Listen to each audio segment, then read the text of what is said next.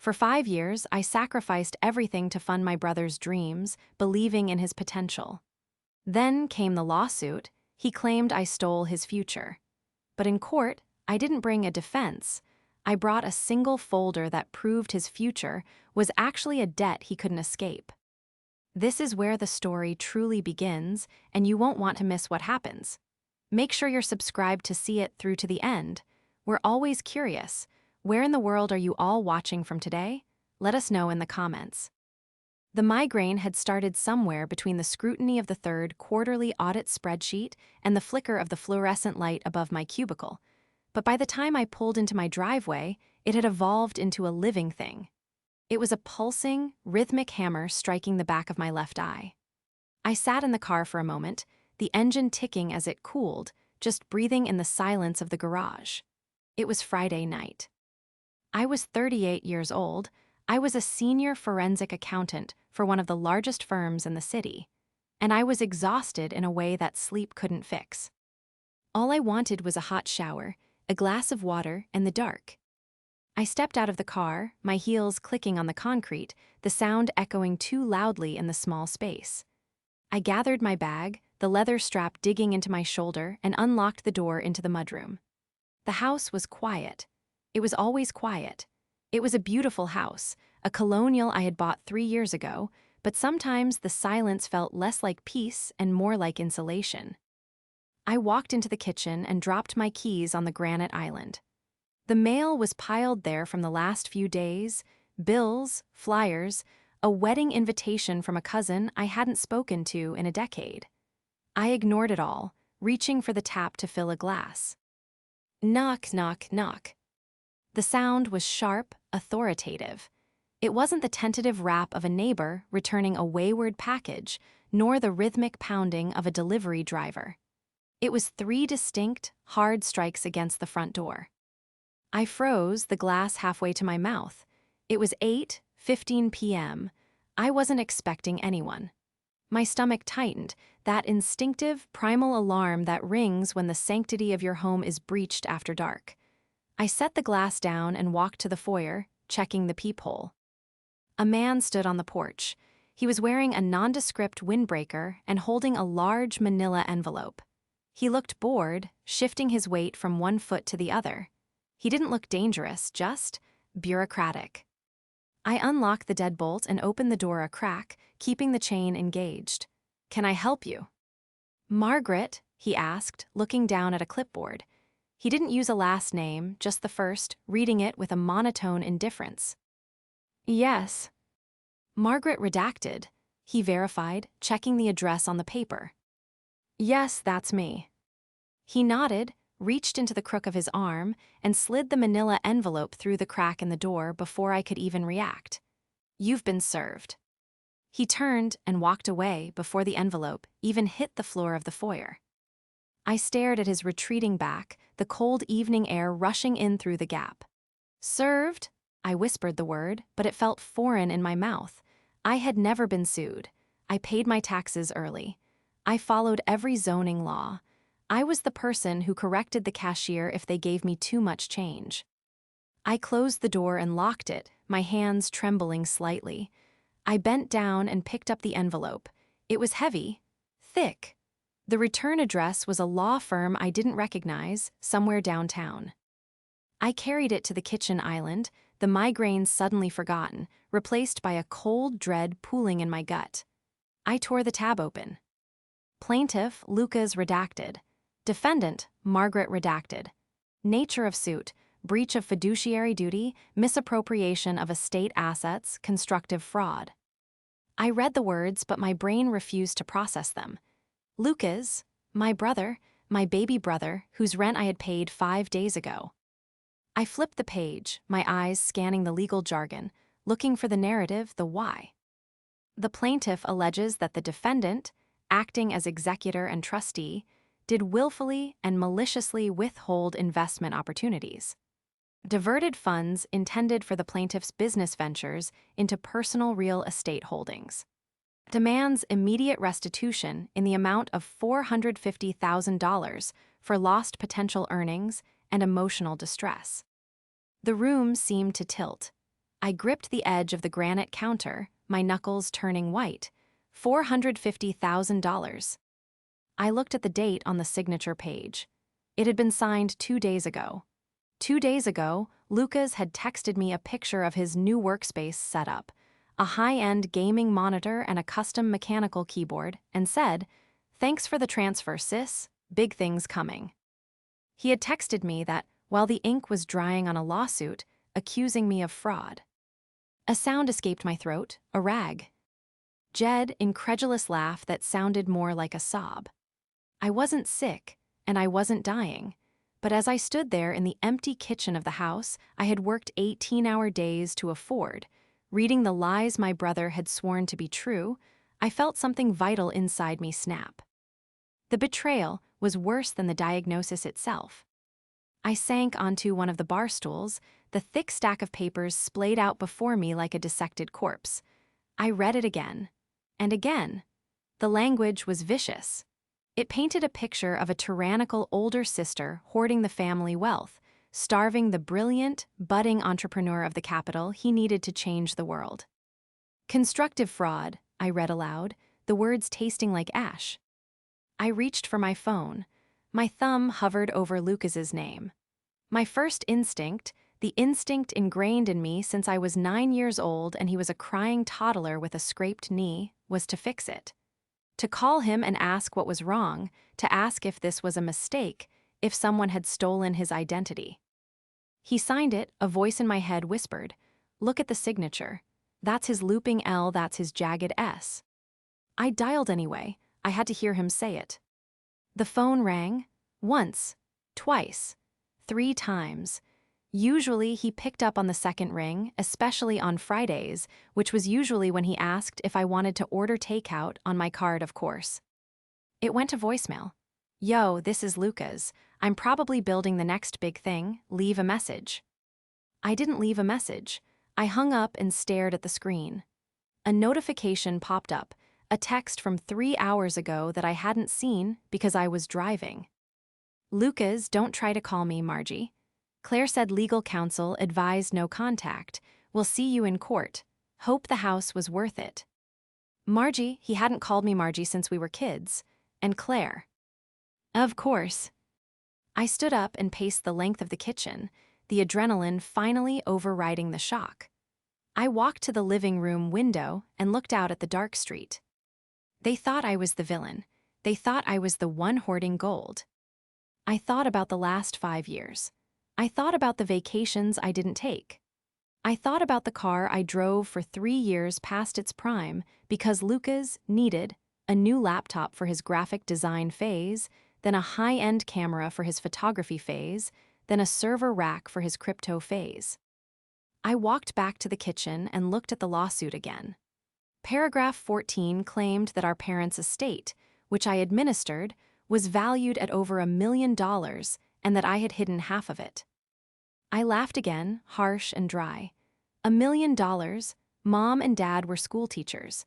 They had a modest life insurance policy and a house that was mortgaged to the hilt when they died in that crash. After the funeral costs, the debts, and the repairs needed to sell their house, the estate was barely enough to keep us afloat for 2 years. But Lucas didn't know that.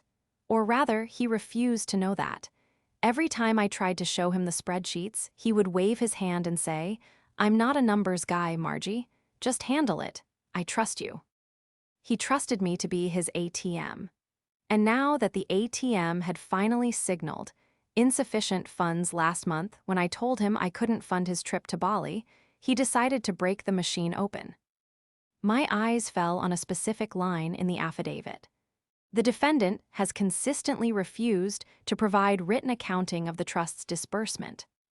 My heart hammered against my ribs, but the panic was beginning to recede, replaced by the cold, analytical calm that made me excellent at my job. I was a forensic accountant. I tracked hidden assets for Fortune 500 companies. I found money that cartels tried to bury. Lucas and Claire had made a fatal miscalculation. They assumed that because I was his sister, I was casual with the paperwork.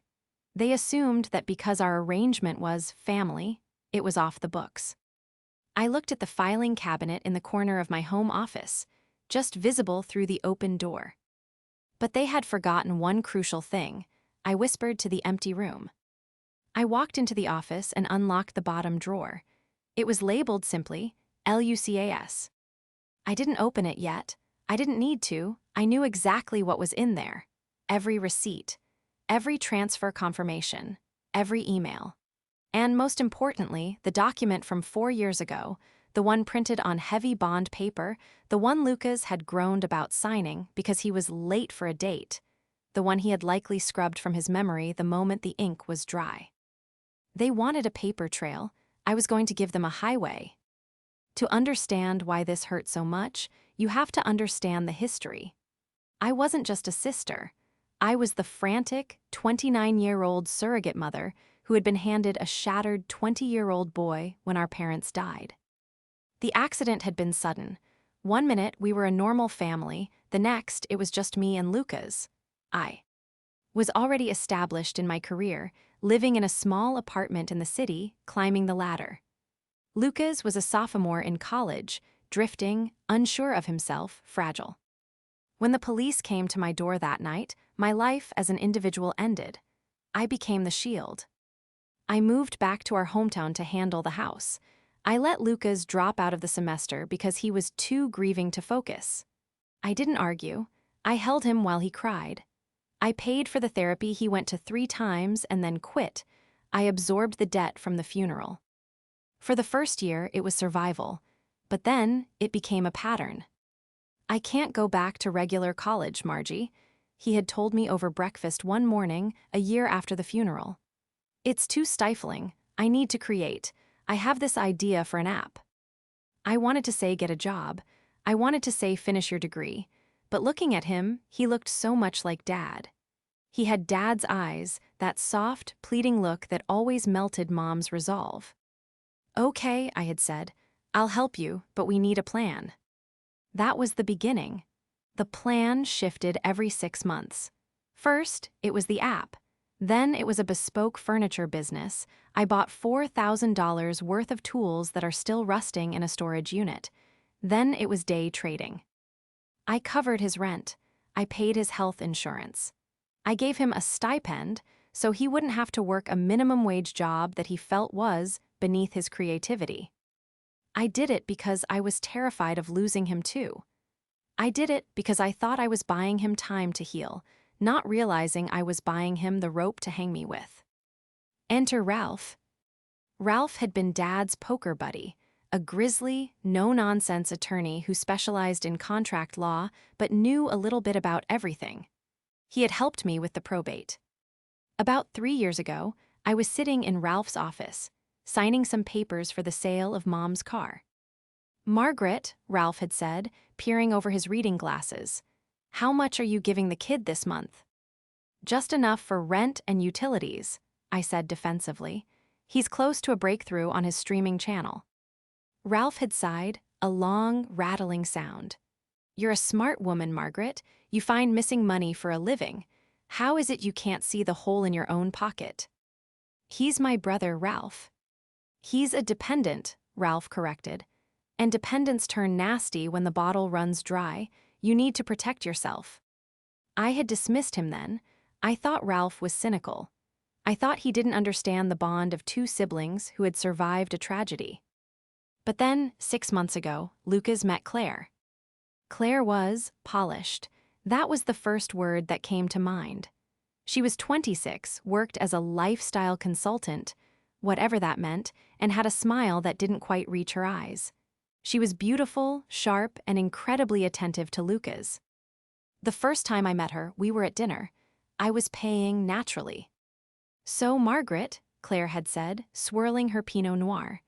Lucas tells me you manage the family trust. That must be a lot of work. It is, I said briefly. Though it's not really a trust in the way you're thinking, it's just what's left. Claire exchanged a look with Lucas, a look I didn't like. It was a look of shared secrets, of a conversation held in private that I was now intruding upon. Well, Claire smiled, showing perfectly whitened teeth. Lucas has so much potential. It's a shame he's been so limited by budget constraints. Imagine what he could do if he had his full share. His full share? I asked, putting down my fork. Claire, the money I give him comes out of my salary. The estate cash ran out 2 years ago. She laughed. It was a light, tinkling sound that felt like ice hitting glass. Oh, Margaret, you don't have to play poor with us. We know how much the house sold for. We know about the investments. Lucas told me everything. I looked at Lucas. He was staring at his plate, refusing to meet my eyes.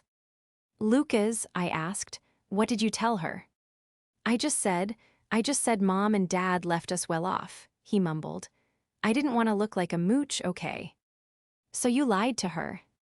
I didn't lie, he snapped, finally looking up, his face flushed.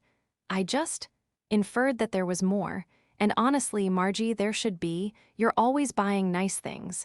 You have this house. Where did that money come from if not the estate? I work, Lucas, I practically shouted. I work 60 hours a week. Claire placed a calming hand on Lucas's arm. Babe, don't get upset. She's just protective, we understand. She looked at me, her eyes cold and calculating. We just want what's fair, Margaret. Lucas wants to start a life. We're thinking of getting a place together, a nicer place, and we'll need the capital. That was the turning point, that dinner. I saw it in Claire's eyes. She didn't see a boyfriend, she saw a payout. And she had convinced Lucas that I was the villain standing between him and his rightful fortune. I cut him off the next week. I told him I couldn't support the lifestyle anymore. And now, here I was, staring at a lawsuit drafted by a lawyer Claire undoubtedly found, claiming I was a thief. I picked up my phone again. This time, I didn't dial Lucas. I dialed Ralph. He answered on the second ring. Margaret, it's Friday night, you okay? No, Ralph, I said, my voice steady now. You were right. The dependent turned nasty. What did he do? He sued me, constructive fraud. He wants nearly $500,000. There was a silence on the line. Then, I heard the distinct sound of a chair squeaking as Ralph sat up. Okay, Ralph said, his voice shifting into professional gear. Do you have the documentation? I looked at the locked drawer. Ralph, I have receipts for the gum he bought in 2019. Good, bring the folder to my office Monday morning. We're not just going to dismiss this, Margaret. We're going to teach him a lesson about forensic accounting. One more thing, Ralph, I said, a cold smile touching my lips for the first time that night. Yeah. He forgot about the loan agreement. Ralph chuckled, a dry, rasping sound. They always do, kid, they always do. Monday morning arrived with a sky the color of bruised slate. I stood in the lobby of Ralph's building, a monolithic structure of glass and steel that smelled faintly of lemon polish and intimidation. In my hand, I held the folder. It wasn't just a collection of papers anymore. It was a weapon, forged in the fires of my own meticulous nature and sharpened by betrayal. I took the elevator to the 14th floor. Ralph's office was a time capsule, a stark contrast to the modern exterior. It was lined with mahogany bookshelves that sagged under the weight of legal texts that hadn't been opened since the 90s. The air smelled of stale coffee and old dust, a scent I found oddly comforting. Ralph was sitting behind his desk, looking like a crumbling mountain. He didn't stand when I entered, he just gestured to the leather chair opposite him. You look like hell, Margaret, he said, his voice a gravelly rumble. I feel like I'm auditing my own life, Ralph, I replied, sitting down and placing the heavy folder on the desk between us. I didn't sleep much. Good, anger keeps you sharp, sleep makes you soft. He reached for the folder, his thick fingers tapping the cover. Is this it? That's everything, I said, my voice steady. Bank statements from the estate account going back 5 years. My personal bank statements showing every transfer to Lucas. Copies of the emails where he requested funds for specific business expenses. And the document. Ralph opened the folder. He flipped past the spreadsheets, past the highlighted bank transfers, and went straight to the document I had clipped to the back. It was a single page, dated 4 years ago.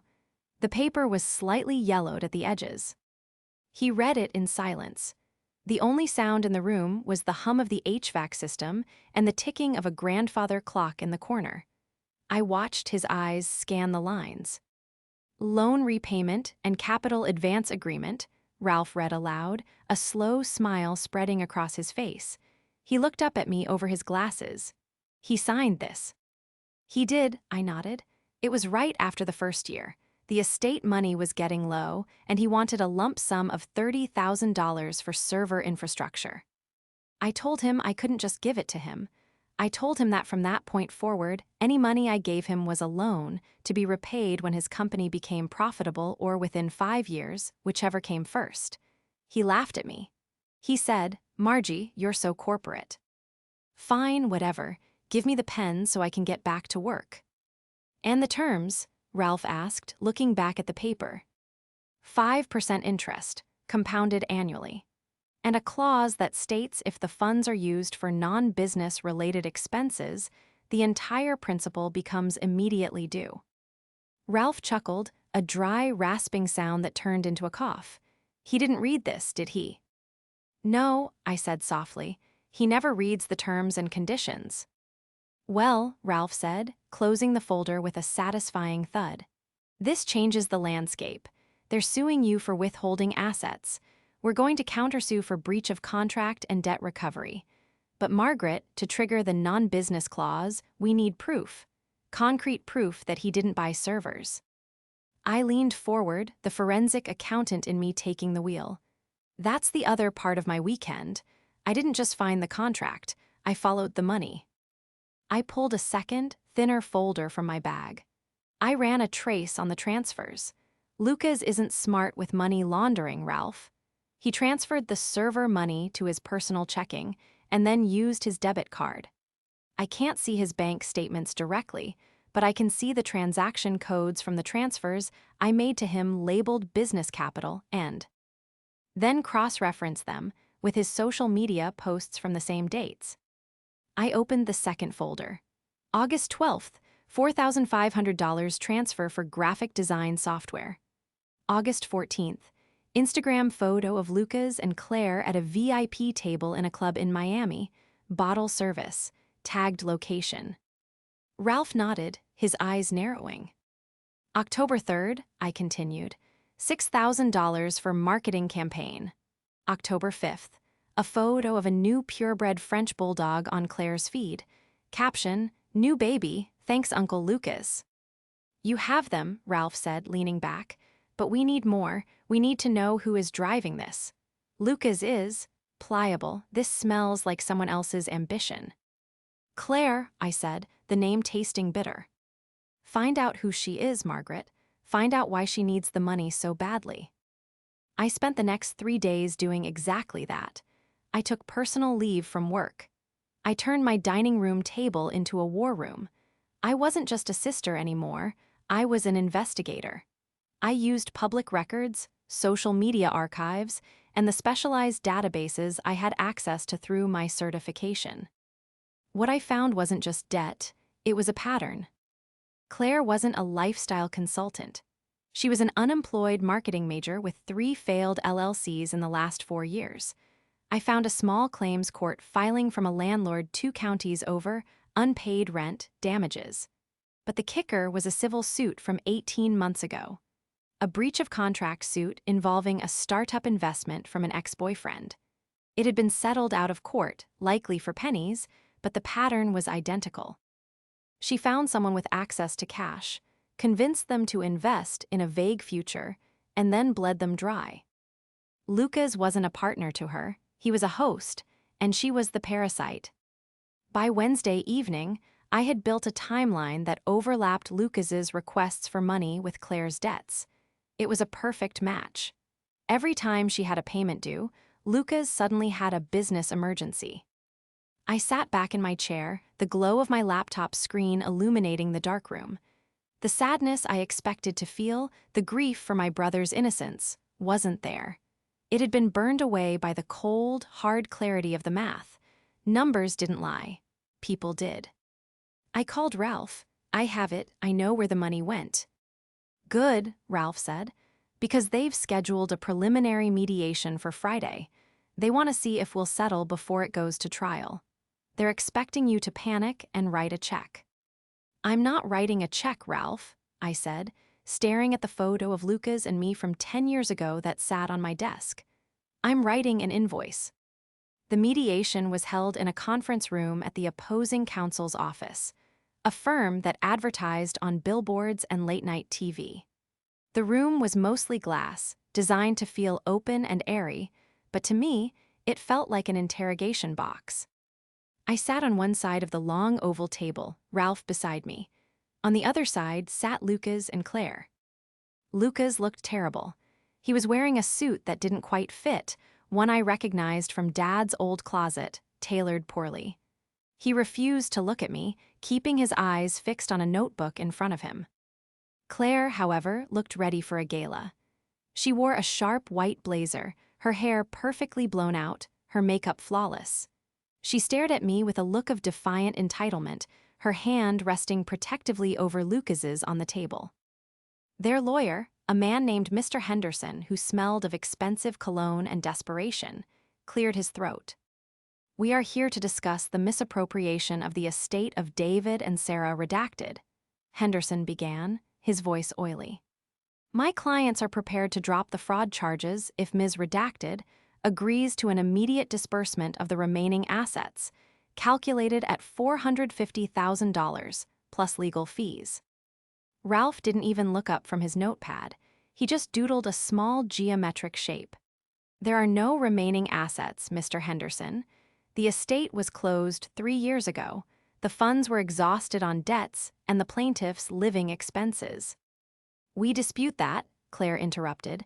Her voice was sharp, cutting through the professional veneer.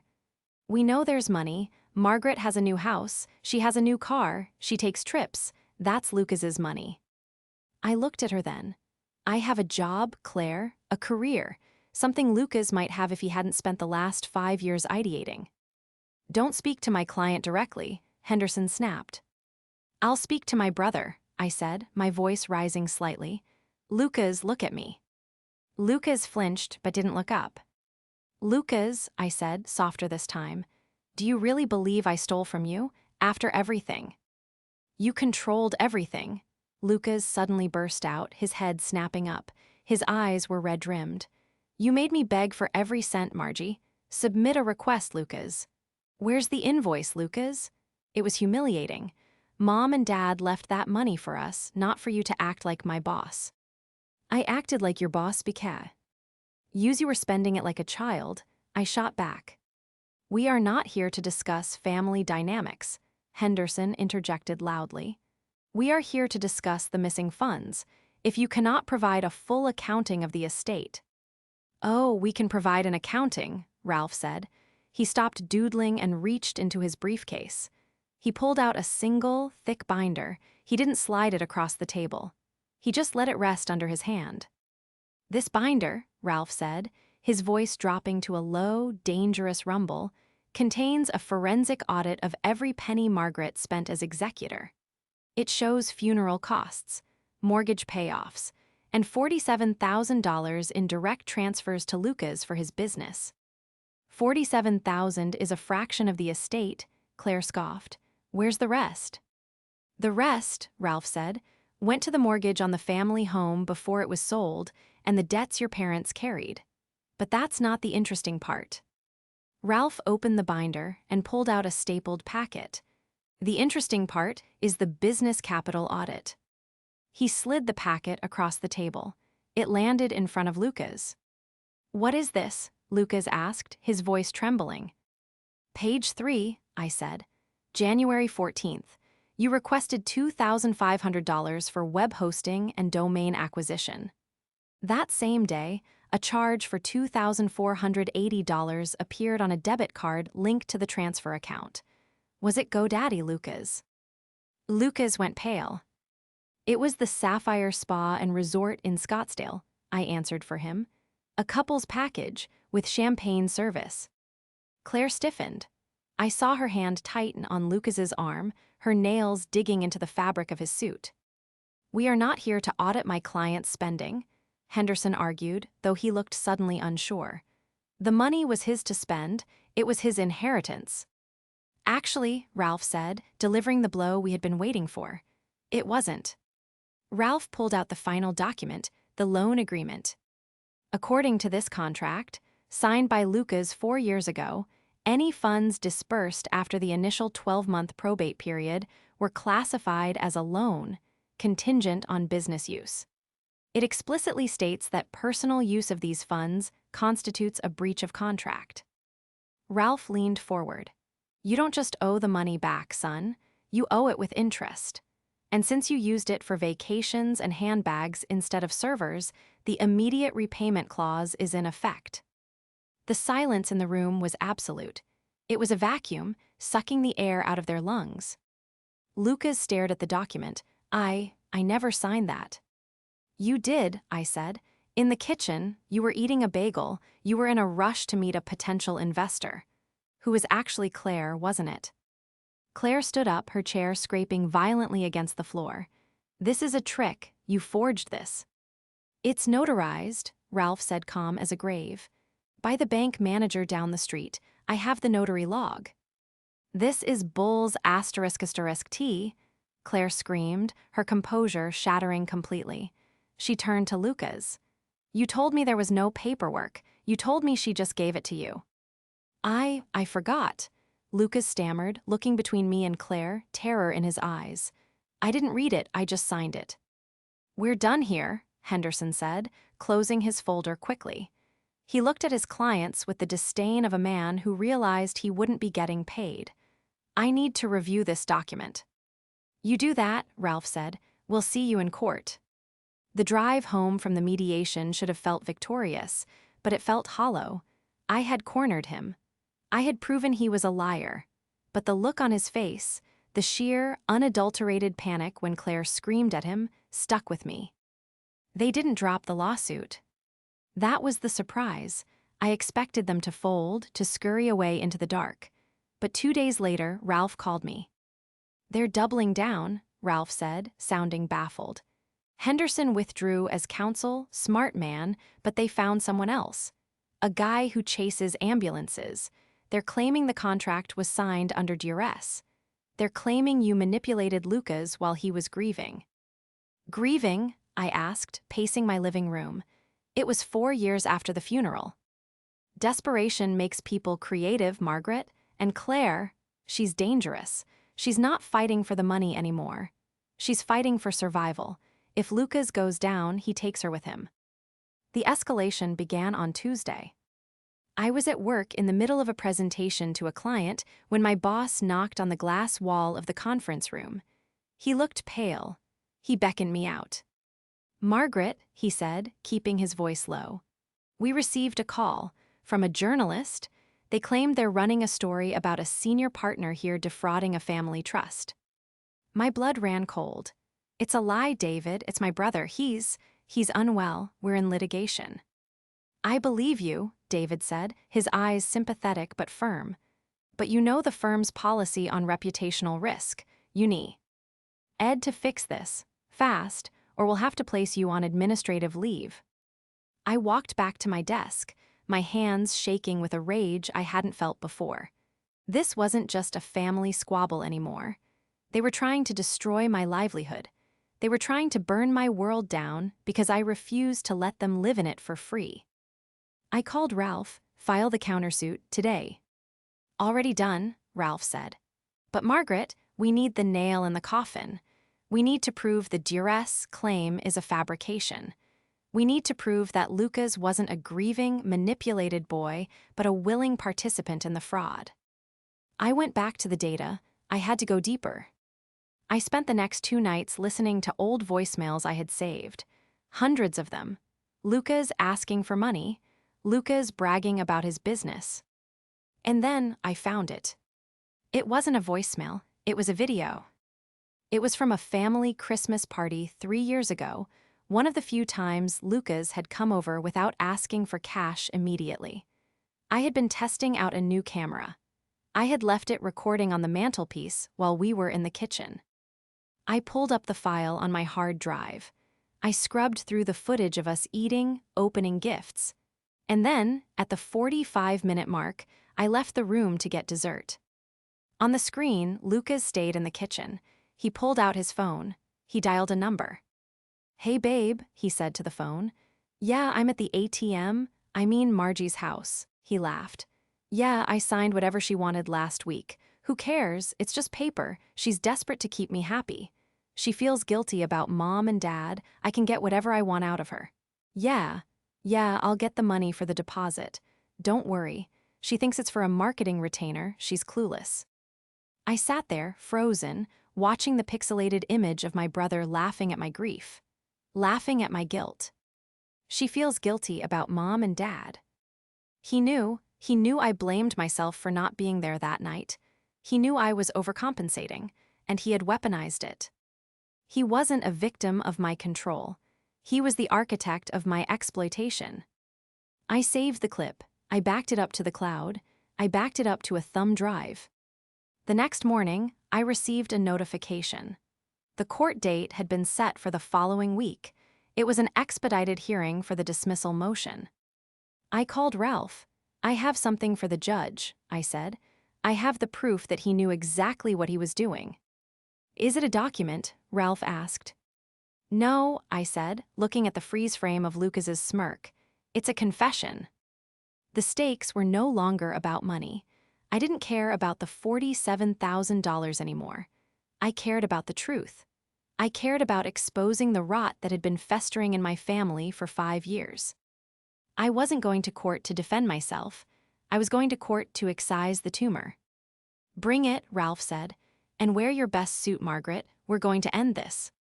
The courtroom was smaller than I expected, a windowless chamber that smelled of floor wax and stale anxiety. It wasn't the grand, cinematic hall of justice I had seen on television.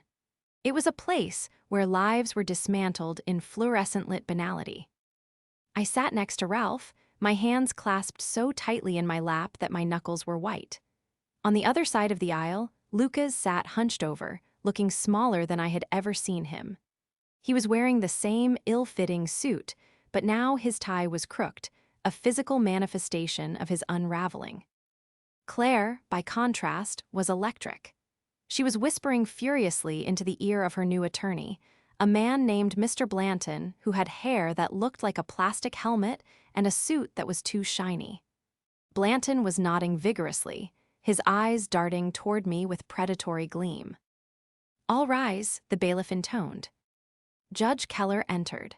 She was a woman in her 60s with steel-gray hair pulled back in a severe bun and eyes that had seen every variation of human greed imaginable. She took her seat, adjusted her glasses, and looked down at the docket. "Redacted versus redacted," she read, her voice bored. "Motion to dismiss and counterclaim for debt recovery. Mr. Blanton, you're new to the file. Do you need a moment?" "No, Your Honor." Blanton stood up, buttoning his jacket. "We are ready to proceed. We intend to show that the so-called contract presented by the defense is void ab initio. It was signed under extreme duress. My client, Lucas, was a vulnerable young man, grieving the loss of his parents, manipulated by a controlling older sister who held the purse strings of his inheritance hostage. I felt the heat rise in my cheeks. Hostage. I had held him while he cried. I had paid for his therapy. I had shielded him from the foreclosure notices on Mom and Dad's house." Blanton continued, his voice rising in theatrical outrage. "Ms. Margaret Redacted didn't act as a sister. She acted as a predator. She forced him to sign away his rights to his own family money. Just to buy groceries.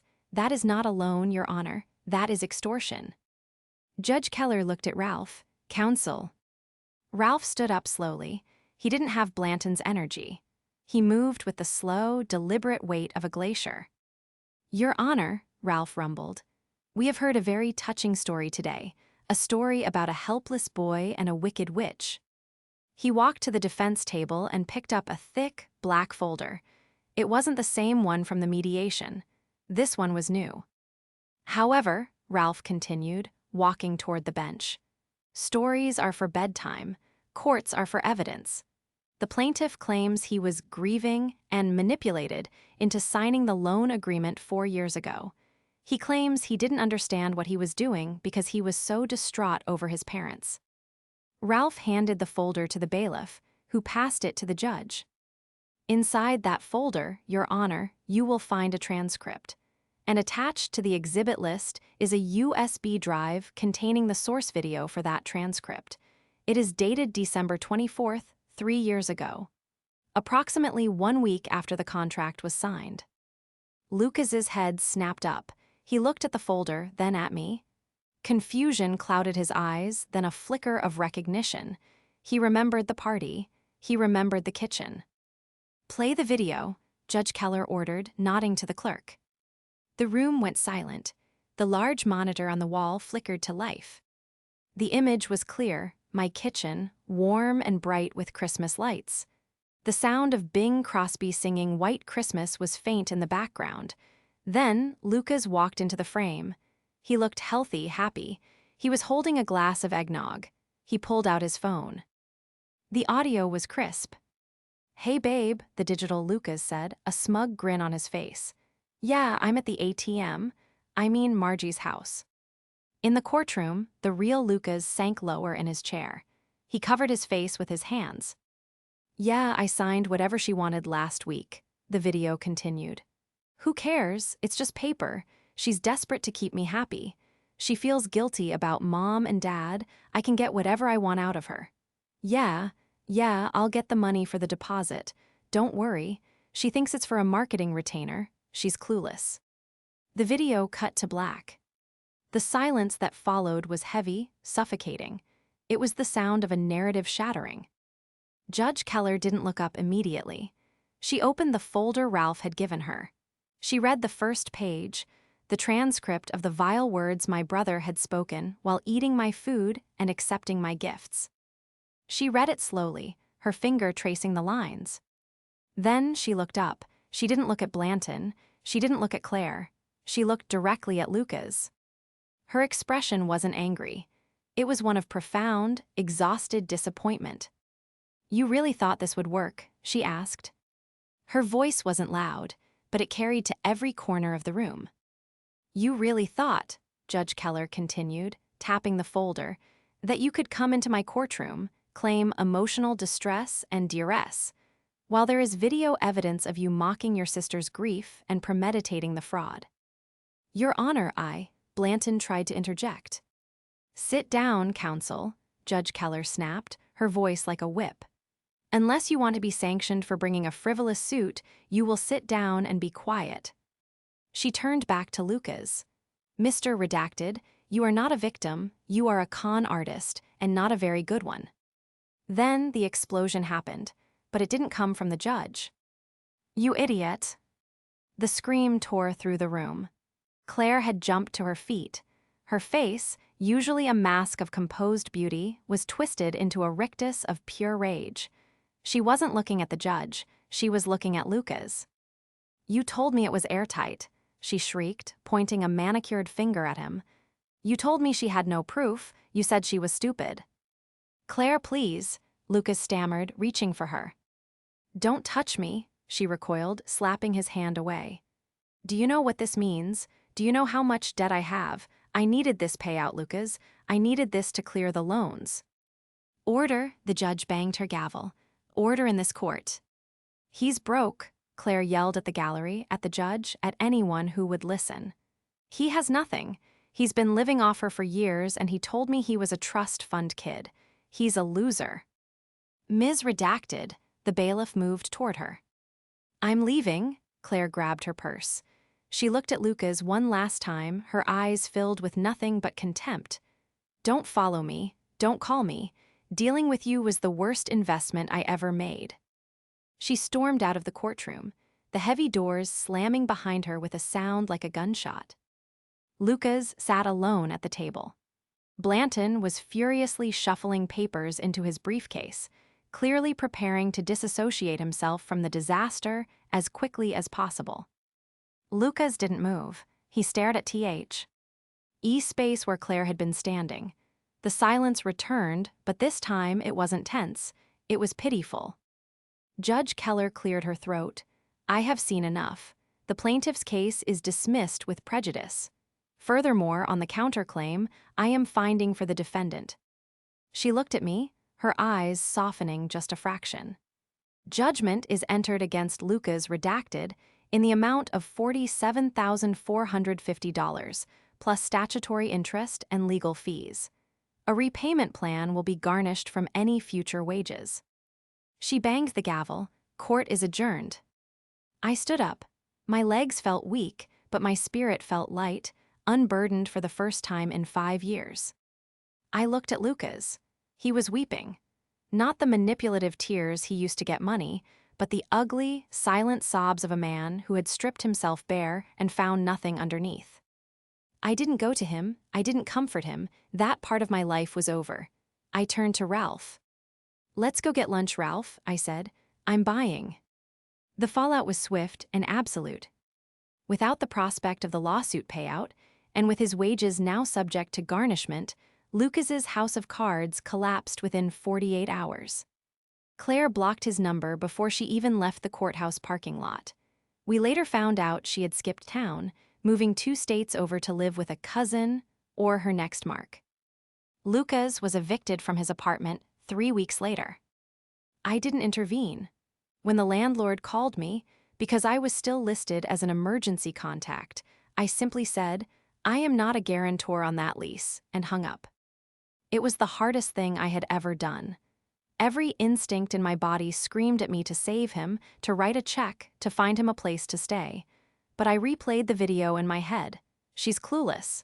I replayed the courtroom scene. You loser. I realized that saving him was what had destroyed him. My support had been the crutch that allowed his legs to atrophy. If he was ever going to walk, he had to crawl first. 2 months passed. I was in my garden, pruning the hydrangeas. It was a Saturday, crisp and cool. The migraine that had plagued me for months was gone.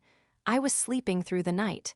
I had even started dating again, a nice architect named Ben who paid for his own dinner and asked me about my day. I heard a car pull up. It wasn't a sports car or a luxury rental. It was a beat-up Honda Civic, rusting at the wheel wells. I stood up, wiping the dirt from my gloves. Lucas walked up the driveway. He looked different. He had lost weight. He was wearing jeans and a t-shirt stained with what looked like paint or grease. He looked tired. He looked older. He looked like an adult. He stopped at the edge of the grass. He didn't come closer. He respected the boundary. "Hi, Margie," he said. "Lucas," I nodded, keeping my expression neutral. I wanted to bring you this." He reached into his pocket and pulled out an envelope. He walked forward and placed it on the retaining wall, then stepped back. "What is it?" "It's a money order," he said. $500. It's the first payment for the judgment." I looked at the envelope, then back at him. "Where are you working?" "I got a job with a landscaping crew," he said, looking down at his hands. They were calloused, the nails dirty. "It's hard work, minimum wage plus overtime, but it's real." "And Claire?" I asked. He flinched, a shadow of pain crossing his face. "She's gone. You were right about her. You were right about everything." He took a deep breath, and for the first time in years, he looked me in the eye. "I'm sorry, Margie, not because I lost, but because of what I said in the video. You gave up your life for me, and I laughed at you for it. I was a monster." The apology hung in the air between us. It was raw, and it was real. I took off my gloves. I walked over to the wall and picked up the envelope. It felt heavy, heavier than the check for thousands I used to write him. This was sweat equity. This was dignity. "Thank you," I said. "I know I can't fix it," Lucas said, his voice cracking. "I know I can't ever go back to how it was, but I want to pay you back, every cent, even if it takes me 10 years. "It might take longer with interest," I said, a small, sad smile touching my lips. He managed a weak chuckle. "Yeah, I read the contract this time." He hesitated, shifting on his feet. I miss you, sis. I miss Mom and Dad. I felt so alone, and I wanted to be someone I wasn't so I didn't have to feel it." I know, I said softly. I missed you too, but the brother I missed wasn't the one who sued me. I know, he nodded. I'm trying to find him again. He turned to leave. He didn't ask to come in. He didn't ask for water. He didn't ask for a loan. Lucas, I called out. He stopped and turned. I'm making a roast for dinner, I said. If you want to stay, just dinner, no business, no money talk. Hope, fragile and tentative, lit up his eyes. I'd like that, I'd really like that. We weren't fixed. We weren't the same. The scar of the betrayal would always be there, a thick ridge of tissue over the memory of what we used to be. But as I watched him walk back toward the house, wiping his boots carefully on the mat so he wouldn't track dirt into my foyer, I knew we were finally on solid ground. I had lost a dependent, but I might just be getting my brother back. And for the first time in my life, my bank account and my heart were balanced.